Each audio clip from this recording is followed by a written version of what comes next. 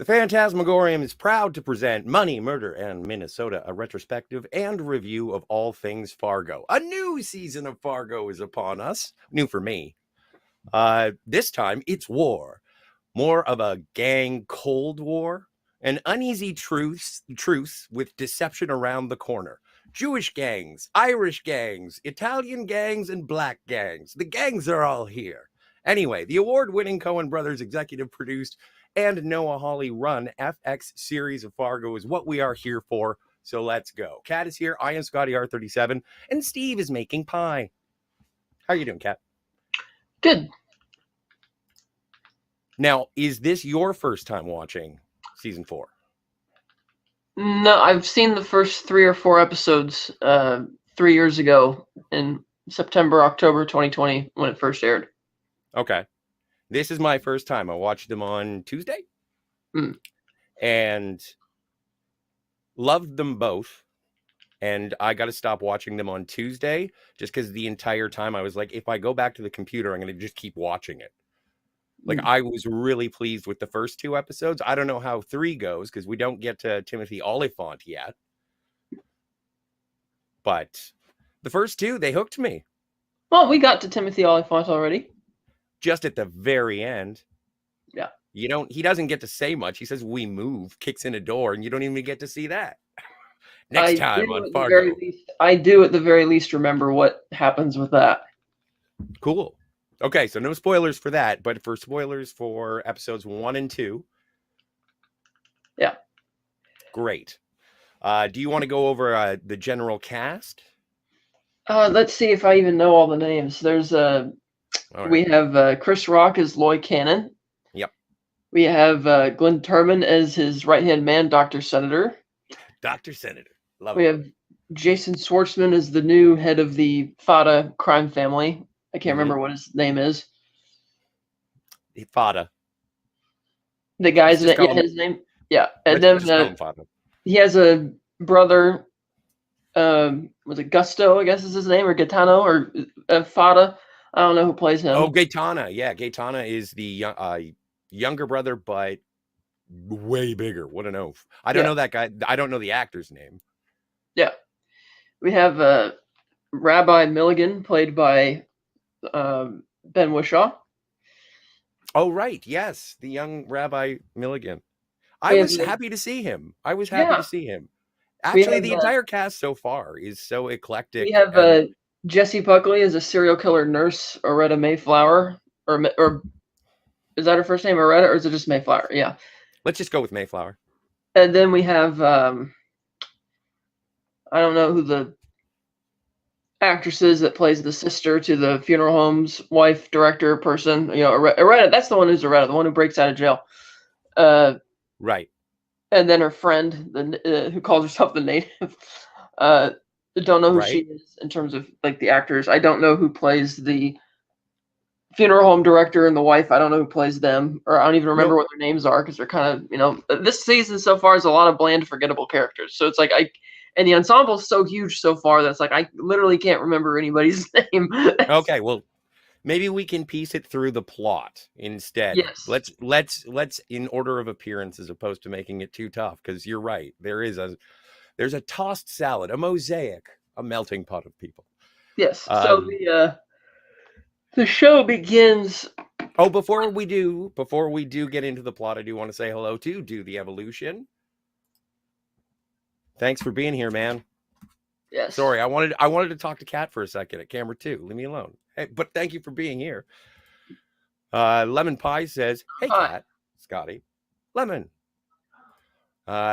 Do the Evolution 78 says, "Seen the movie, but not the series. Spoilers for season 4." And this is chronologically the first chapter in the whole Fargo saga. Yeah, so it would be a good place to jump in if you wanted to. Yeah. After seeing the movie, of course. Well, and I'd start with it chronologically, maybe. It'd be interesting. It could be. Lemon Pie says... Lemon Pie has... Are you watching along with us, Lemon Pie, or are you just going to take our reviews for it? Chime in and let us know. And Ashley Lynn Gaia Storm is Hello. Here. I believe she misspelled your name, Kat. my co-host, the car. So anyway, our story begins. Yes, it begins with what's this girl's name again? Oh, that I couldn't tell you. Yeah, see, I couldn't tell you that either. That's another problem. I just can't remember Narrator. the names. There's not much to memorable about them. So we start with this. She's a black girl. She's in elementary school. She's really smart, smarter than her teachers, and she's turning in a history report. And she's reading it. And we're hearing her narrating the report, and she's talking about the history of these crime families in Kansas City, Missouri. And it starts in this montage in the 1920s where you have the Irish family, the Milligans, and so already we got a season 2 connection right there. I can see where this is going. And then we have the Italian family, the Fadas. And the way that these two crime families maintain peace between each other is that the leaders of each family, the mafiosos, if you will exchange the youngest son of theirs to basically be raised weekly by the other family. And on Sundays, whatever, they can get together and visit their actual families. And of course, they whisper in their ears and say, make note of everything you see and everything you hear and how it's done to tell us about it type thing. And this is sort of and they don't stay forever. It's kind of like an uneasy piece. One of them stays for 3 years, another for a year. It's kind of a back and forth unease type of thing. But this back and forth culminates in the Irish family, the Milligans, being annihilated by the Fadas thanks to the action of Rabbi Milligan, who betrays his own family to the Italians, and just lets them all get wiped out. And they congratulate him and said, hey, you really want to be a member of the family? Here's the gun. Take the last shot and kill the Irishman. And the last thing the Irishman Milligan says before he dies is, I curse your family and all your children and your children's children. And he shoots him dead. And Rabbi Milligan is the one who grows up to be the Ben Whishaw character. Yes. But it was so harsh, that entire process of the father had trained the son and then betrayed the son twice. Yeah, once, and he was like, if this is how you're going to treat me, then we'll just get the other guys in charge. And that's how Ben Whishaw ends up with the Italians. Yes, the Fada. I shouldn't constantly refer to them by their ethnicity, and that's part of the message of the show. Don't say it's a message show, but like the integration of Ben Wishaw's character. Yeah, she talks about the the history of immigration, and that the Italians aren't really considered white in America, which is true. And then you have eventually, and neither would have the Irishmen before them. And so once the Irishmen have been wiped out, eventually, as the series moves to 1949 through her reading the history report, the Irish family is basically replaced by this black crime family, the Cannons, who fled to Jim Crow South for Kansas City, Missouri, and they've set up shop there. And they have the meeting between him and the Fada family mafioso out in the street. And Loy shows up alone. And the Italian guy's like, is this guy really dumb enough to show up alone? And then all these people who seem to be minding their own business suddenly drop what they're doing and come around and surround him, all black. And so he's like, oh. And Loy gets out a knife. He's like, if we're going to discuss this like men, that we should deal with it like men. And he cuts his hand really deep. And the mafioso kind of insults him. Oh, this boy thinks he's a man. He says it in Italian. The others laugh. But when they see that he's actually serious, one of the other mafia guys hands the Don a knife. And so then he cuts his own hand, and then they shake on it. And they did this neat thing where when they're panning across to each side, they show all the names of who the people are. I tried to remember all of them. I couldn't. Yeah, but there was like what was it? The head of the Irish clan. Well, Irishmen have wiped out by now. Now it's but the Milligan concern, like when they had it, the leader of it, I do recall in his little, old timey mugshot, Buggery. I like it was just like the old timey things, like, and then eventually it becomes racketeering when you're introduced to the head. Oh, that's anything. Yeah, that's another thing it does. It's some of the members that actually shows their black and white mugshots. Yeah, or their or some of them aren't even like mugshots. You see that like dressed really nicely, like they're taking a professional photo, but then the information on the side is like a rap sheet for when they're arrested and when the crime is. So we see that. Then we get to the ceremony between the two families. They show us explicitly that the Ben Whishaw character is Rabbi Milligan, who betrayed the Irishman. We're also shown that Jason Schwartzman is the Italian kid, the Fada, Josto Fada, who was exchanged. And he's a bit bitter at his father because, oh, you left me with him for 3 years, and getting upset, and he clearly has some unresolved issues about that, understandably. Right. And But I don't think that in the like when the rabbis and when the Jewish guys and the Irish guys were fighting, I didn't get the sense that they were having visits. And that's the way, like, because didn't like Jason Schwartzman, the reason that he is Ben Wishaw's brother is because Ben Wishaw kind of joined the saved, Italians and stayed with them. yeah, kind of saved him to a certain Yeah, extent. he did. And so, yeah, I really, yeah, I enjoy that connection in terms of the, I forget. Anyway, Yeah, I thought that was really, really good. The new young kid, is the new young Italian kid really supposed to be the child of the Don? Because the Don's like really old at this point, and then the kid's like really young. But I guess it's just another one of his kids. And the kid says, "I don't want to go." Yeah. And Rabbi Milligan's and Schwartzman's kind of, unsympathetic. He's like, get moving, kid, because he's bitter. He's like, oh, it happened to me. It should happen to you too. Whereas Rabbi Milligan steps forward and gives him some encouraging words, and then he goes over to Loy, and then Loy exchanges his son, and he makes sure to tell him that, you treat him like a real family member, not like just some hangers-on type thing. Mm. And he's like, well, I see you again, Dad. I don't want to. He's like, you will. Don't worry. It'll be as long as it needs to. And they're allowed visits on Sundays, apparently. And at one point, Loy even says, you need to send the boy back because his mom's driving me crazy. She wants to see him.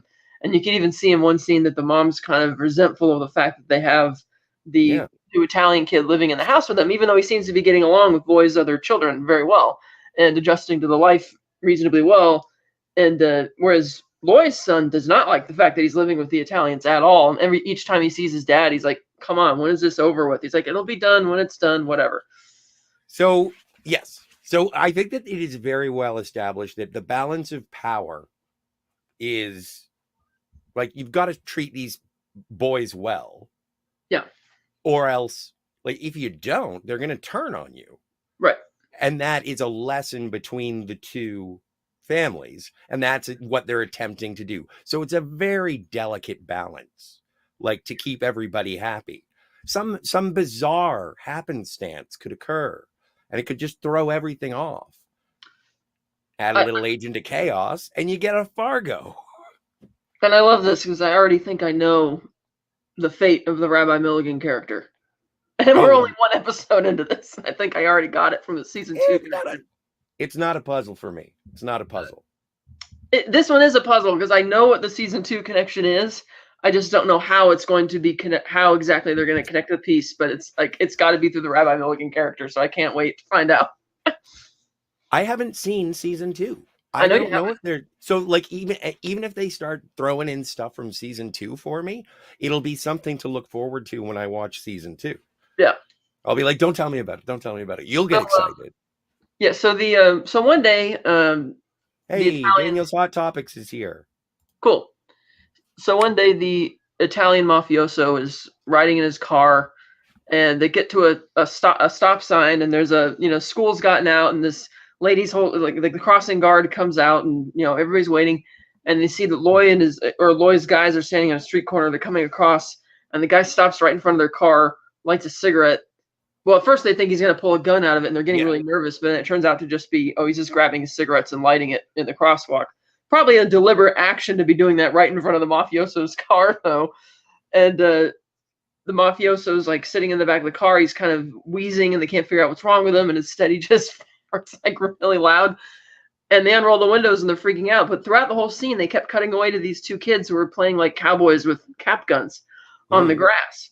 And one of them, apparently his cap guns are loaded, and it's a BB gun. BB guns, and he shoots one, and it flies through the window of the car and strikes the mafioso right in the neck in the jugular vein. And completely by accident. Completely by accident. And Schwartzman, Josto seems to see this, because he does mention later at the hospital that I think it was children, but it was an accident. And which is surprising, because I thought that it was going to be, they think that the other guys did it, but no, Josto already suspects that, it was just kids.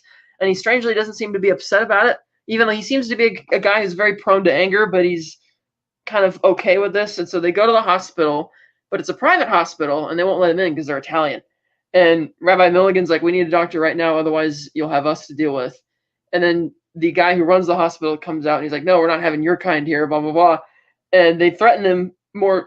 They want to threaten him, but then this other guy walks up, one of the Italians, and he tries bribing him with a lot of money. And there's two security guards behind him at this point. And he's like, oh, we're not going to take your money. It's not a matter of money, blah, blah, blah. You can go down to the public hospital with the rest of your kind down at, a couple miles away. And he tells them where it is. Yeah. And then they, realizing they're against the clock and they don't have time, they leave. But Josto makes a point of telling this guy, you and me, we're not finished dancing yet. And this guy is an idiot. Over. Yeah, and this guy is an idiot because you literally are turning away these Italians, and it's pretty clear that they're mobsters. I'm fairly certain that this guy knows that. And he doesn't seem to think that anything bad is going to happen as a result of sending the mob away, but he does. So they race to the next hospital. They're treating him. They don't know if they can get the bullet out.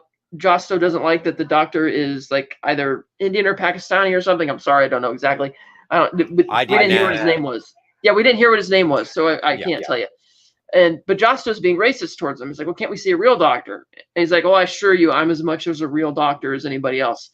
And he's frustrated, and he steps outside, and that's where we see Mayflower. I think her name is Oretta, actually. I got it right here.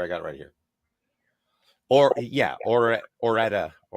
Okay, so Oretta, we previously saw her at a funeral home, and she comes in, and she's a nurse, and she's pushing a cart by, and she kind of has some little flirtatious words back and forth with Josto, and sad for the grieving family. And he asks if she has something like a pick-me-up for him. So she takes him in the back office and gives him some eye drops of something, whatever it is, and they seem to kind of lightly hit it off, and they leave it at that for the time being. However, that night, despite that Josto orders that nobody leave the mafioso alone, she goes in there to hang on. I got to stop you right there. You can't just get through that entire inebriation commiseration. It didn't seem like anything happened. I think something. Well, first things first. Seeing Oretta is pretty cool. It obviously she's named Mayflower for a reason. Mm-hmm. And the immigration thing is a theme of this. Like the apex of the girl's history essay was talking about how the country is made by immigrants, but not. Yeah. And despite their own racisms against each other, they're sort of undercutting each other's efforts to be recognized as Americans because it's like you're fighting a bunch of white people who are racist, but then you're busy fighting each other for the same crap. It's like, what are you doing?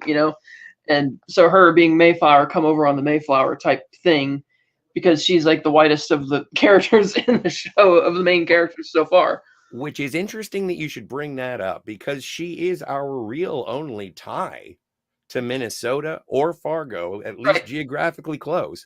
So she is a centerpiece in this show as far as I'm concerned. And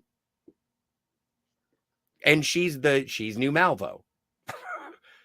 Yeah, she's basically she goes into the Don's room at night. Got one of the guys guarding him is kind of asleep, and the other guy standing outside the room, of course, had no objections to her going in there because she's the nurse. And we see that she gets out this little pouch and takes out a separate needle, and she's talking to the Don about how, don't worry, I'm the angel of mercy type thing. We're gonna end your suffering, blah blah blah. And she injects something into the line. And he's trying to stop her and trying to wake up the other guy, but they can't hear him because he's already having a tough time speaking because he's got, the bullet was in his neck and they hadn't extracted it yet. And it's like, he lost a lot of blood too. Don't forget, we went to one hospital before this one. Yeah, and he basically dies, and it's like, no, he doesn't basically die. She injects his IV and murders him. Yeah, so he dies. He's dead. He's been murdered. But the murder is important. Well, I think they understand. So she murders him, and at the funeral, I didn't get it. She shows up and tries to apologize to Josto and make him feel better by saying, "Oh, he went real peaceful. I was there with him." And he's like, "Don't do that." And he snaps at her, almost like he didn't have that moment with her beforehand in the office, And he's like, "Don't." And he's really pissed off, and he goes outside saying, how is it that, our dad has to be buried in the ground while the pricks who shoved us out are still breathing and all that kind of stuff. And one of his buddies like, but he's not buried yet. And he looks at him, he's like, what the fuck you talking? It's just really funny because the guy's too stupid to understand what he's trying to say. Yes. But then an interesting thing happens. His brother shows up, Josto, and the mother accuses him. The mother accuses him of stealing the father's ring. Oh, right. Because Aretta had stolen the ring. Yes, Aretta had stolen the ring. She even filleted the ring finger to, make sure she had to pull it off. She wanted a trophy. And then she has a little crazy person moment with it. Yes, and so the mother accuses Josto and Gus of doing this, and they insist it wasn't them, but they're going to let it drop. And we know that his brother, Gaetano, how does it say his name? Gaetano. Like say Brian Boitano, but instead of B, it's a G. Gaetano. Okay, so Gaetano has fought in Italy during World War II against the Fascists. He's finally come back. He thinks everybody is really soft and how this sort of agreement with the Cannon family is kind of ridiculous. He doesn't really like it. Josto doesn't like the fact that he's here and thinks he's going to screw things up, but they're trying to keep up appearances for the sake of the mother. Meanwhile, we meet that little girl, the schoolgirl's parents. Yes. The father is a white guy. He's Ethelreda. It's Ethelreda. Yes, Ethelreda. They run the funeral home. The mother's there. And one night she sees Loy Cannon and his guys in there. And the mother sternly tells her to go to bed. And the next day she tries to bring it up at the dinner table. And the mother basically tells her really sternly in so many words that it's not your business and we're entitled to our own privacy. So forget it. But she just won't let it go. And so the father finally tells her one night that, well, we're having money problems, but don't mention that to your mom because she's a very proud woman. But these guys are going to help us. And he doesn't say how they're going to help or what the arrangement is, but that's sort of what's going on. And they also have the funeral reception. That's where Aretta is there for another funeral. And I assume that this other funeral she was there for, because it wasn't, because the mafioso had his funeral in the church. Somebody else is here at the funeral home, and she's there as well. And I'm wondering, okay, this must be another one of her victims who she's probably taken a trophy from, because we get because not long. And I'm conflating the first two episodes because I can't remember the exact order. That's fine. That's fine. I get it. Anybody who's seen the first two episodes and only the first two episodes understand. Yeah. So, and I take it this is probably another victim because she ends up getting fired from her job because the administrator of the hospital tells her in so many words that, look, it's too obvious that too many of your patients are dying without probable cause. And you're giving them medicines you're not even supposed to be giving them because we keep track of the type of medicines that are disappearing from the cabinets. But she basically strong-arms him by accusing him, oh, you need a scapegoat. This is a clerical error. Oh, blah, blah. And he's too meek, and so he stupidly doesn't put his foot down and say, no, I know you did it, and that's why we're firing you. And so he basically gets all chickeny and scared about it and offers her a decent severance package, and she takes it. 2 months. Yeah, 2 months severance. But she's still clearly upset when she leaves that she's been found out and fired. She'd also had a conversation with Aretta outside the house, outside the funeral home. Ethel, yes. And her mom overheard it. She's like, that's one weird lady. And she is kind of odd. And, of course, everybody thinks she's just innocent and there's nothing to worry about. But we know that it'll be interesting to see how her storyline goes in this season. Meanwhile, Loy Cannon and Dr. Senator go to the bank.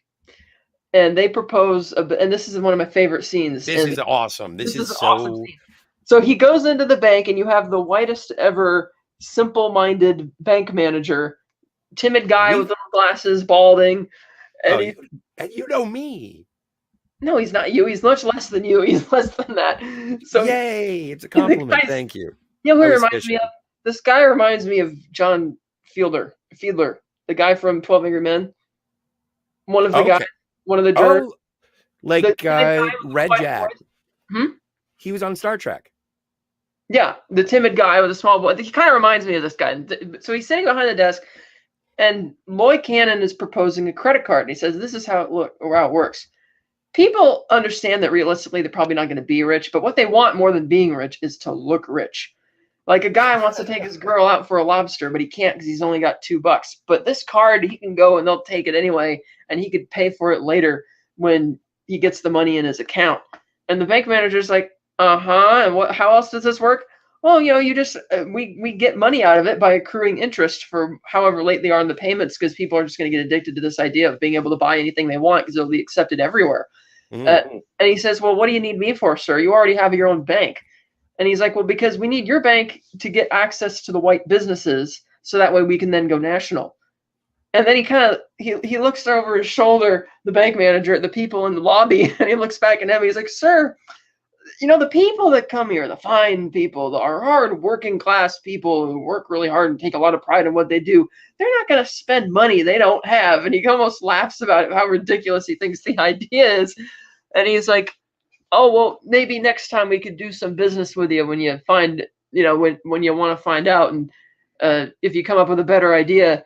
And Dr. Senator's like, we're giving you $1 billion idea, but he doesn't seem to get it, because he can't wrap his head around the idea that people would be irresponsible financially and get things they can't afford. And so he just... Now, I would like to point out at this particular juncture, first things first. Hey, Matt G. Hey. I waved, but I couldn't talk. Second thing second. I enjoy the part of Fargo where it says this is based on a true story, yada, yada, yada. Yeah. This is the moment, because like looking back at it in hindsight, it's like someone had this meeting. Yeah. Oh, for sure. So I love it. I absolutely... alternate history, absolutely, sure. Revisionist, maybe. I don't care.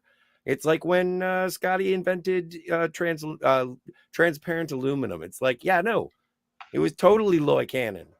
Yeah. He was the guy that came up. He invented the hula hoop.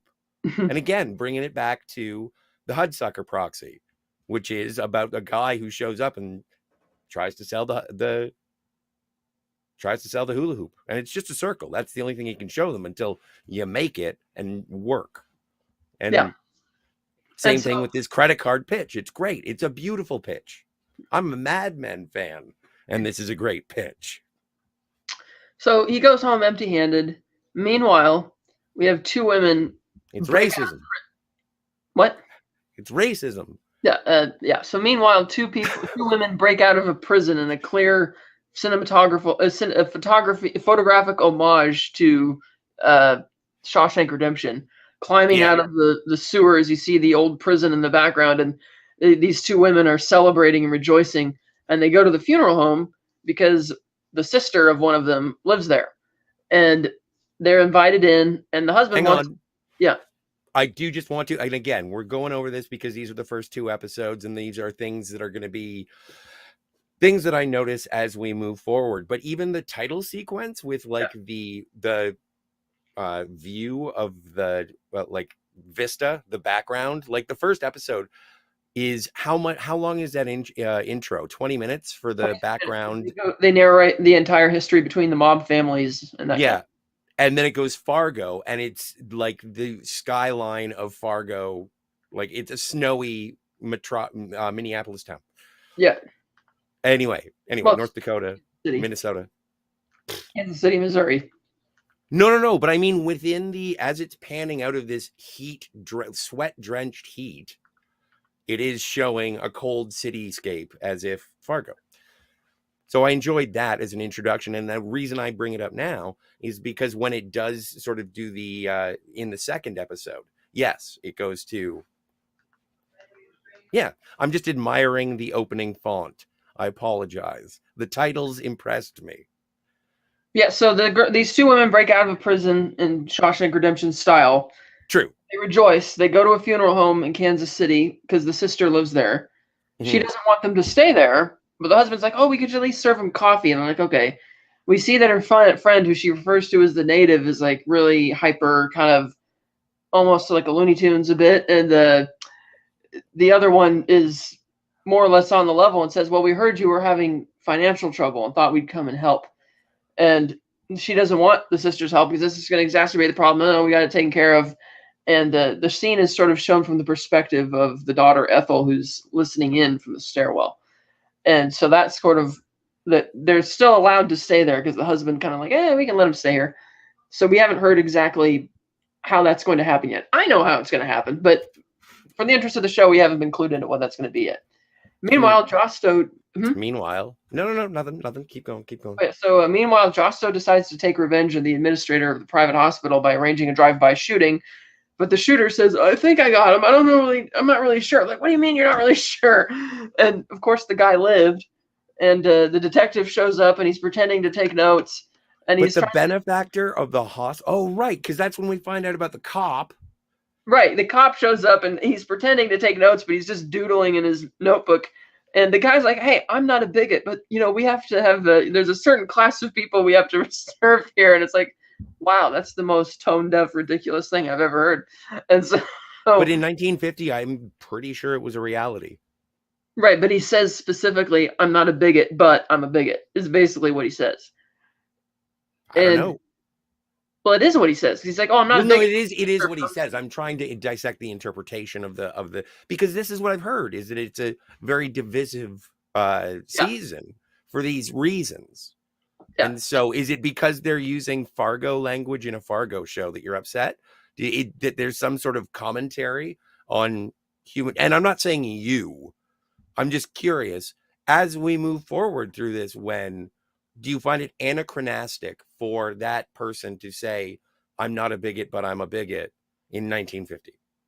Well, yeah, it's weird. It doesn't feel like something in 1950 that somebody's going to say, "I'm not a bigot, but," and then give a reasoning that is in itself bigoted. Usually, especially using that particular word at that time didn't sound like, plus he didn't seem like the type of person who would care if somebody accused him of that, because he was so, proud when he came out into the lobby the first time to tell them to go away, that the idea that he's trying to defend himself against this cop, is meek cop, who's not really pressing him on it, And so the idea that he would be like, the idea that he would worry about how this guy would perceive him, I didn't really buy that. It's like, okay, whatever. That makes sense.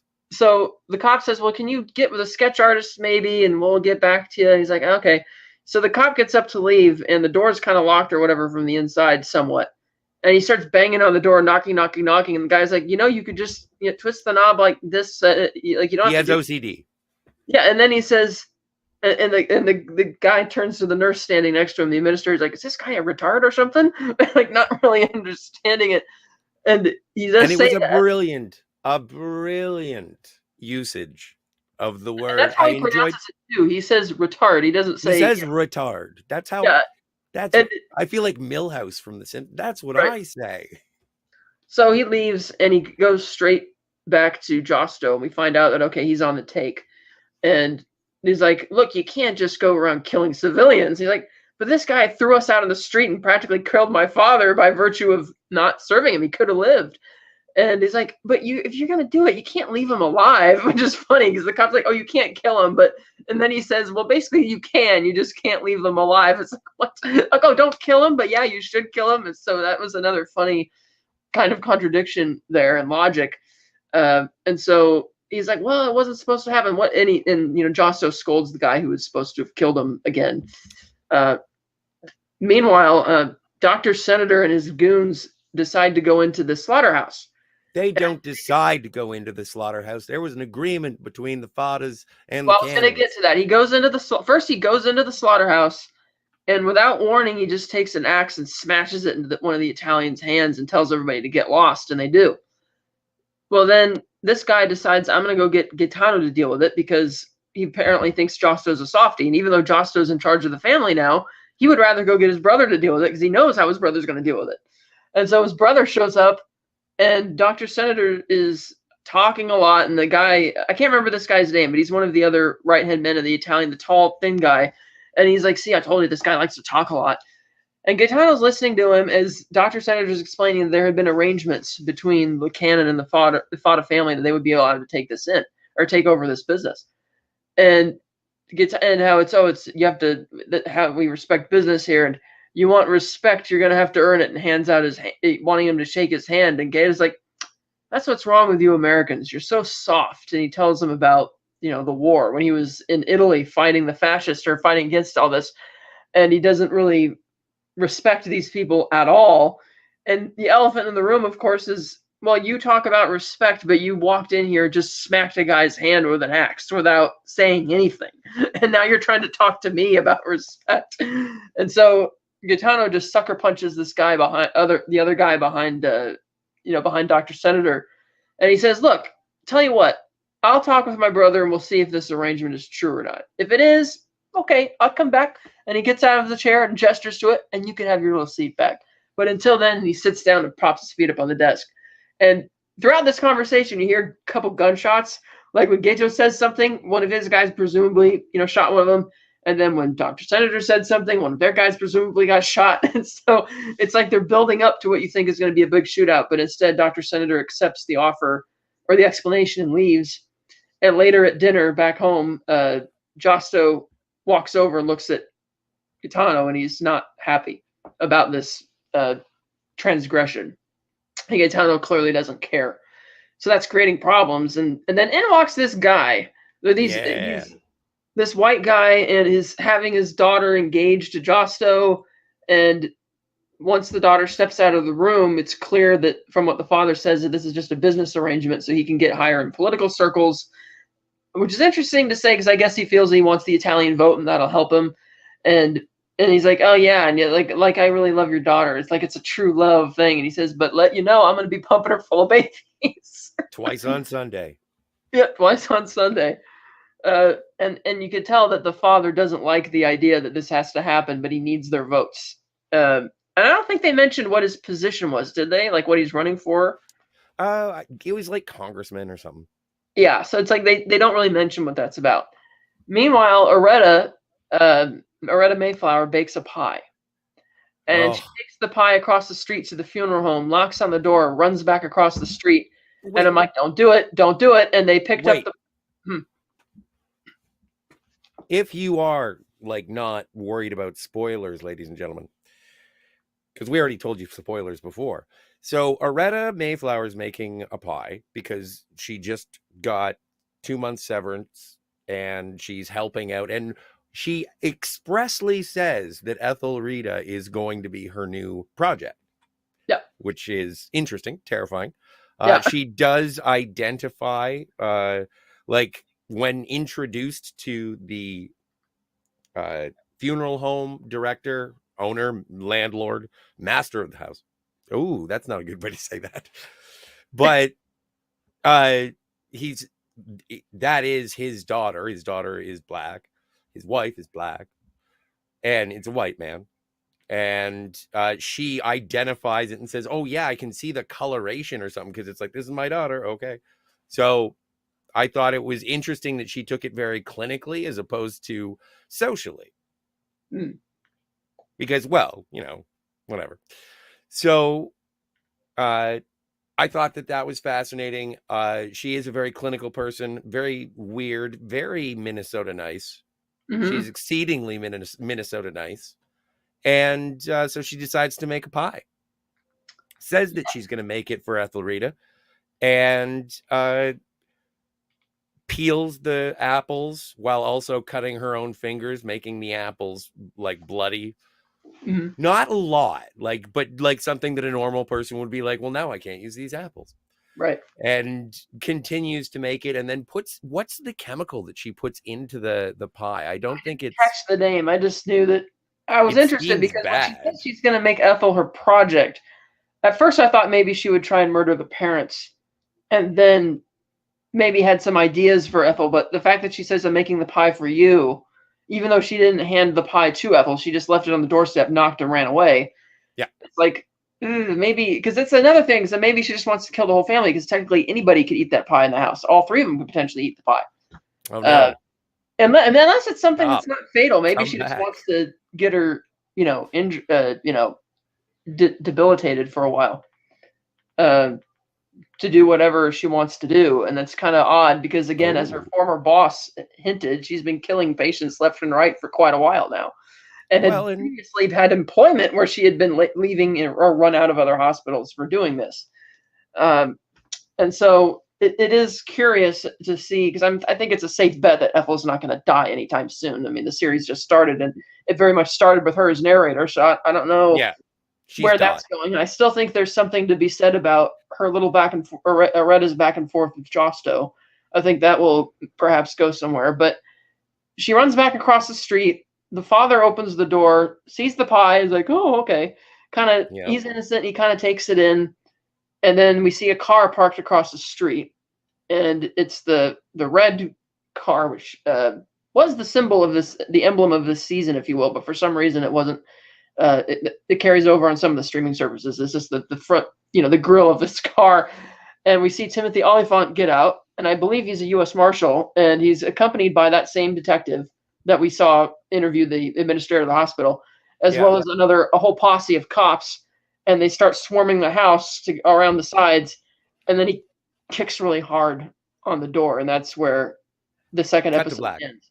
And the two titles of the episodes are "Welcome to the Alternate Economy" and "The Taking and the Killing," the fields of the land of the taking and killing, which is something that Gaetano said, that, I come from the land of the taking and the killing, and you're from the land of softies, or something like that, which is so.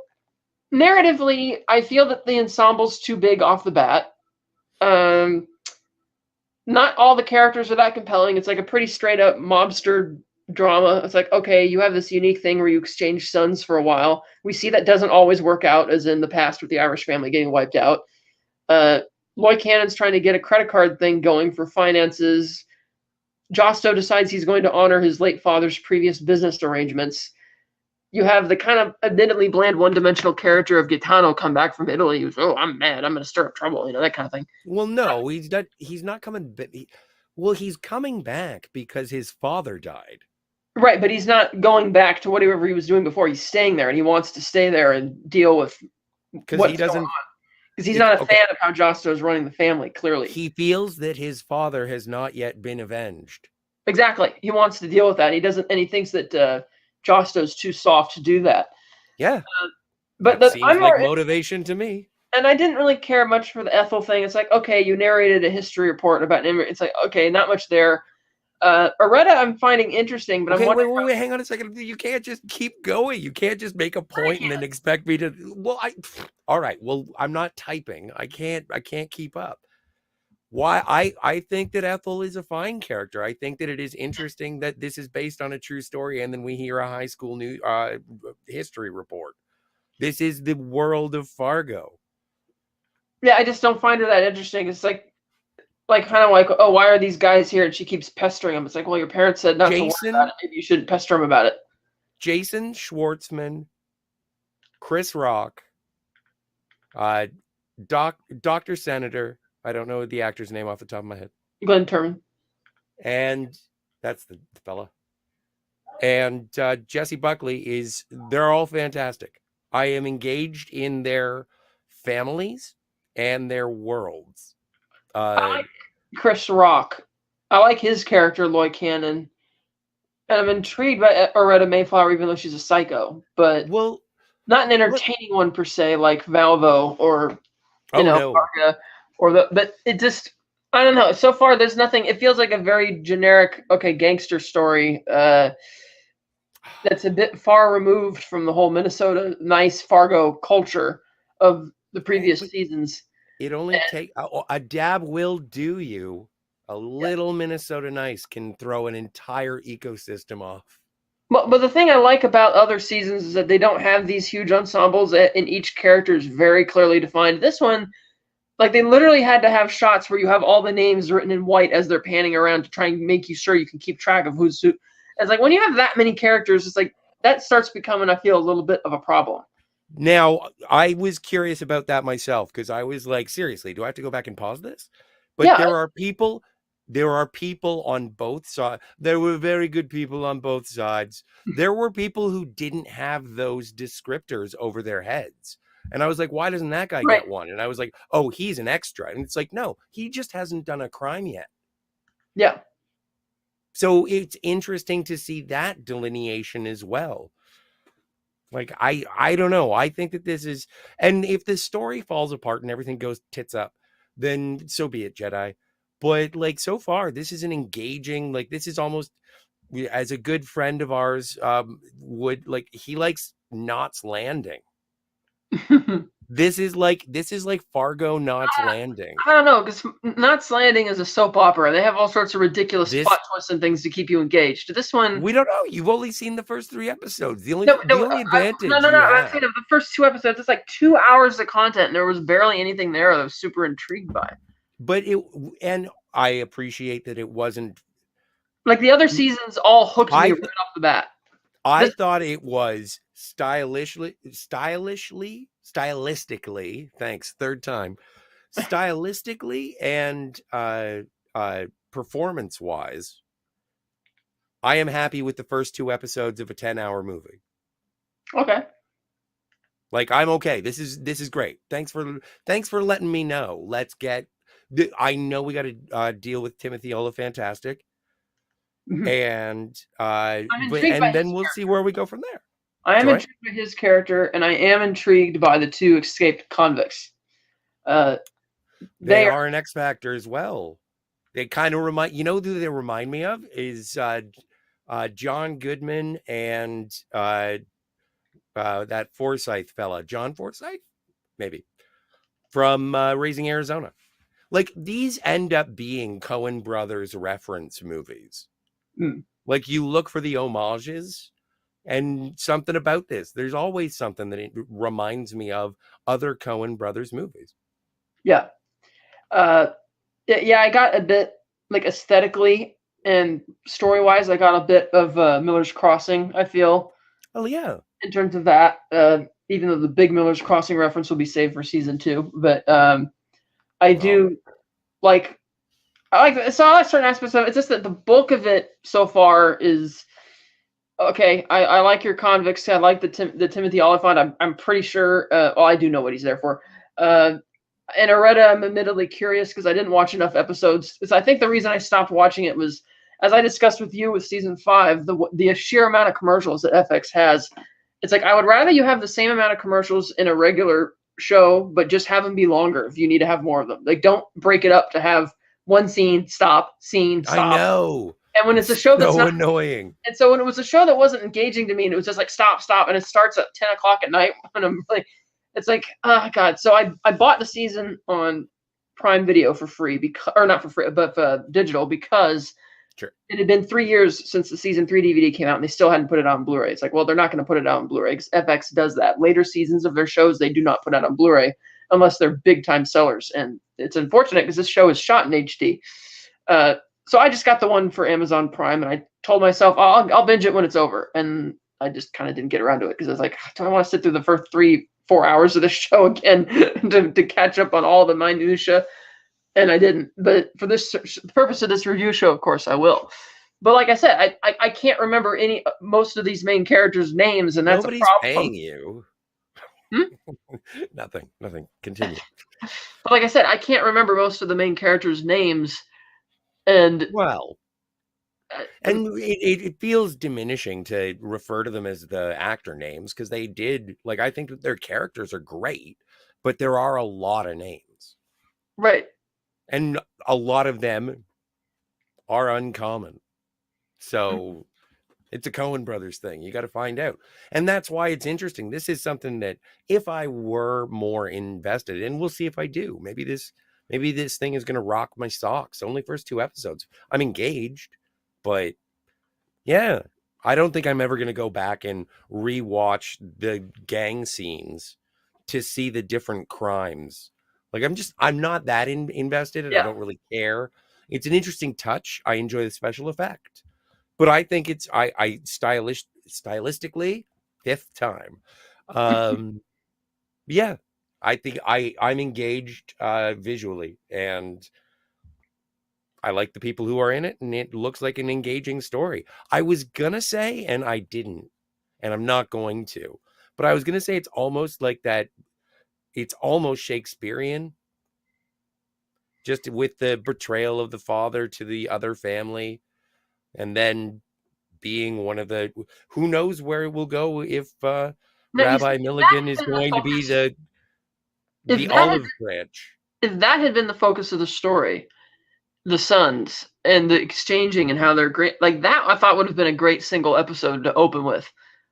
And instead, they kind of get swallowed up in all these other side things going on that I just didn't really care much about. Uh, Well, we may get a flashback episode, which I'd be okay and forgiving of because I just saw an and imaginary episode. this is the longest season. This one's 11 episodes. Well, hey. And a lot of the episodes are longer too. Usually they're about 42, 43 minutes with the exception of, season premieres or finales. But this one's kind of like the first 2 episodes are an hour long each. And some of them I looked and the runtimes are pretty much kind of longer. I'm like, okay, that's good. But it kind of makes sense because they have so much stuff they're trying to cover already. Well, at least they give the characters the breathing room. Yeah. So some shows get like axed, a couple of episodes because they don't want to go over budget, and this one is given a little bit more space. I hope it's worth it because again, in my cursory glances at reviews of this, it's been said to be the least of it, and it's like, well, grand. If this is the worst season of Fargo, then everything is just turning up roses. Like I'm going on the upside then. I got 3 and 2. We close out on 2, which is apparently is the Empire Strikes Back of Fargo. Yeah.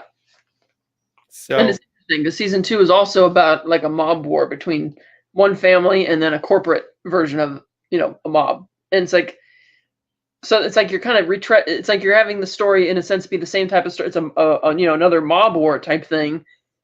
But unlike season 2, where the two sides were so clearly, they're clearly defined here as well, but they're also characters, if you will, like this feels very realistic, like the type of people we've met so far in this series. I think Aretta is the most cartoonish of them because, she's the serial killer nurse who's just kind of bonkers, but the rest of them that's what I was going to ask you. Which one is better? Remember Spiral, which was the Saw spinoff with Chris Rock? Which performance is better, Spiral or this? Like from Chris Rock? Yes. Well, I think he goes through a range of other emotions more in Spiral, but I've only seen the first 2 episodes compared to the first 2 episodes of this, but I'm pretty sure he'll probably be better in this. So we're still saying Spiral. And I'll say this. This is still better. This is a better Chris Rock performance. Probably. Okay. I mean, in that one, he's, a cop trying to investigate I've never seen Spiral. Yeah. I didn't think it was Anyway. as bad as everybody else said, but, Well, we should probably do this. I'm not doing the Saw movies. Yeah. I would love to hear a play-by-play of you describe. So anyway, he gets. We have our limits here on the Fantasmagorium show. Yeah. Yeah. If you wanted to cover the whole series in one episode of just talking generalities about it, then yeah, we could do that. But that's not what gets click. Do you have anything that you would like to say that you want to do? I can't remember if I missed anything, and I just literally watched these 2 episodes again. But again, that's how disjointed and lack of a plot it feels like. Like there's scenes happening, there's implications of things happening, but it doesn't feel like beginning, middle, and end each episode. It kind of rolls into the next episode so far. It's kind of, I mean, even the second one just ends on a hard cut, kind of like we saw in season 5 when it ended with Gator and those guys breaking into the house, and it cuts to black. No, but the thing that really grabbed me is because of everything that had been happening with the families and such. And I was like, so why are the cops storming the funeral home? And it was like, oh yeah, escaped prisoners. So like, this is all, again, this is from what I understand, like this just feels like a Fargo show. Yeah. Oh, and it was mentioned that the father handles the funeral as the funeral director for all the white families, and the mother, who's black, handles all of the funerals for the black families. Yes. And that was notable because when Lloyd and Cannon they share a child. When Lloyd Cannon was there meeting with her, he was meeting with her, not the father. And so that's interesting. And then I am intrigued to find out what the business arrangement is going to be between them, because I can't remember what it is, or if they revealed it in the 3rd episode or not. But they're like, okay, that's kind of interesting. You're seeking aid from them. So, okay. I'm still not sure exactly. I think Ethel is probably going to be more or less framed as one of the main protagonists of the whole series, I feel. She's the narrator. Yeah, she's the narrator. And I feel that she's narrating at the same age, so it's not like, it's still up for grabs whether, they'll come out on top or, intact and that kind of thing. But yeah, it'll be interesting to see where this one goes. I do like some of the supporting cast, like Glenn Turman as Dr. Senator. I think he's great. I wish he Yep. was in a lot more movies. He was in Gremlins, wasn't he? Yeah, that's right. He was the science teacher. Yeah, and Jason Schwartzman, of course. Yeah. Ben Whishaw, that was a surprise.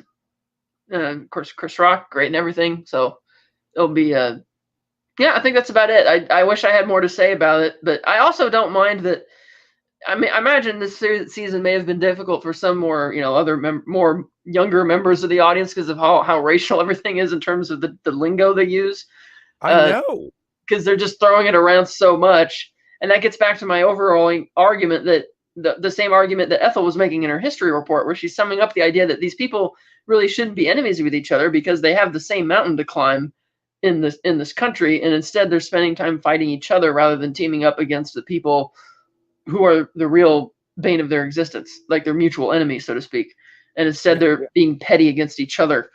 And so it'll be. I wonder if that's gonna. Because we know that the Kansas City is a Kansas City mob when we get to season 2, but I do wonder where this is gonna, like, how that's gonna factor. It's very curious to see how that's all gonna play, because I do know how the Milligan connection and stuff, and so it's like, it is kind of intriguing when you do know a piece of information, especially before a show, because that admittedly is keeping me intrigued enough that I actively do want to watch.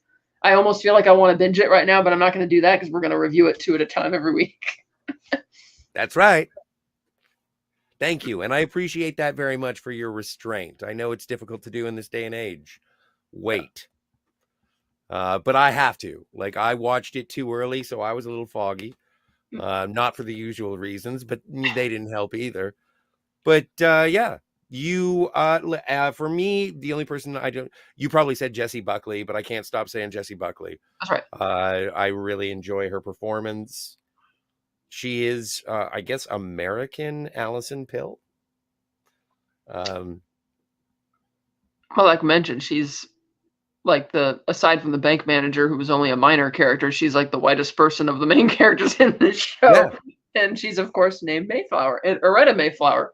So it's like, okay, you came over on the Mayflower type thing. So she's like immigrant as well, and that seems to be one of what will be probably the strong theme of the season. Well, but that was the thing that I found, because again, cursory looking at reviews and seeing what people were saying, because if I click on any video, it's just going to say, do you want to hear the full review of season 4? And I'm like, not yet.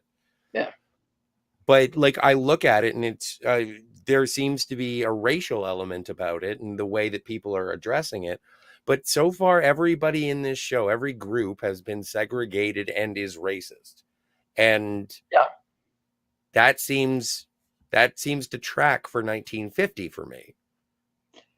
Yeah, and I do, again, having seen season 2, I do have an idea of how that's going to not literally end for the specific characters, but thematically where that's going to go. Is there a race war in season 2?